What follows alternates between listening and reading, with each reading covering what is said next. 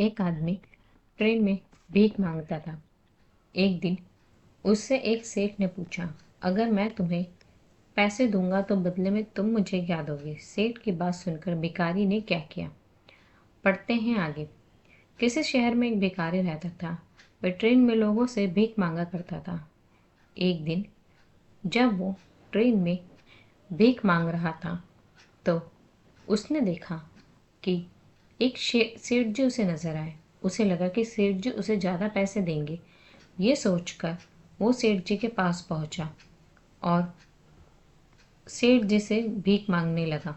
सेठ जी ने कहा, अगर मैं तुम्हें पैसे दूंगा तो तुम मुझे इन पैसों के बदले क्या दोगे? सेठ की बात सुनकर भिखारी ने कहा कि मैं आपको क्या दे सकता हूँ? सेठ ने कहा, अगर तुम मुझे कुछ नहीं दे सकते तो मैं तुम्हें पैसे क्यों दूँ? भिखारी अब अगले स्टेशन पर उतरा और उसे जो है सेठ की बात याद आई, जिसे वो मन ही मन सोचने लगा। तभी उसकी नज़र सड़क किनारे उग रहे फूलों पर पड़ी। भिखारी ने वो फूल तोड़ लिए। अब जो भी भिखारी को पैसे देता, बदले में भिखारी उसे फूल देता। कुछ दिनों बाद ट्रेन में भिखारी को वही सेठ जी फिर से नजर आए तो भिखारी ने उनके पास जाकर कहा, आप मुझे पैसे दीजिए, बदले में मैं आपको भी कुछ दूंगा। सेठ ने कहा, पैसे दिए उसे और बदले में भिखारी ने सेठ जी को फूल दिए। ये देखकर सेठ जी बहुत ही ज़्यादा खुश हुए और उन्होंने मन ही मन सोचने के बाद आगे बात की। सेठ ने भिखारी से कहा कि अब तुम भिखारी नहीं बल्कि एक व्यापारी बन गए हो।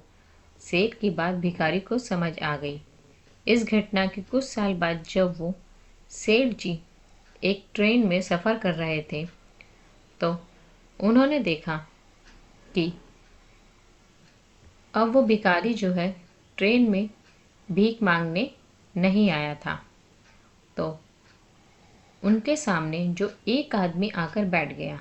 उसने सेठ जी से कहा कि आज आपकी और मेरी तीसरी मुलाकात है। सेठ जी ने आश्चर्य से उसकी ओर देखा और कहा कि नहीं, हम तो आज पहली बार ही मिल रहे हैं। हम इससे पहले कभी नहीं मिले और मैं आपको जानता भी नहीं हूँ। आपको मैं पहली बार ही अपने सामने देख रहा हूँ। उस आदमी ने कहा कि आपने मुझे पहचाना नहीं। मैं वही भिखारी हूँ जो पैसे के बदले लोगों को फूल देता था।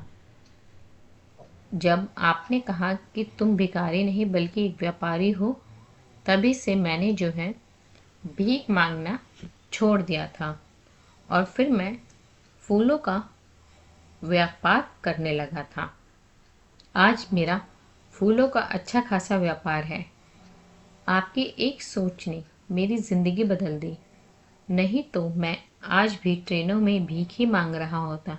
उस आदमी की बात सुनकर सेठ ने कहा कि तुम्हारी सफलता का कारण मैं नहीं बल्कि तुम खुद हो।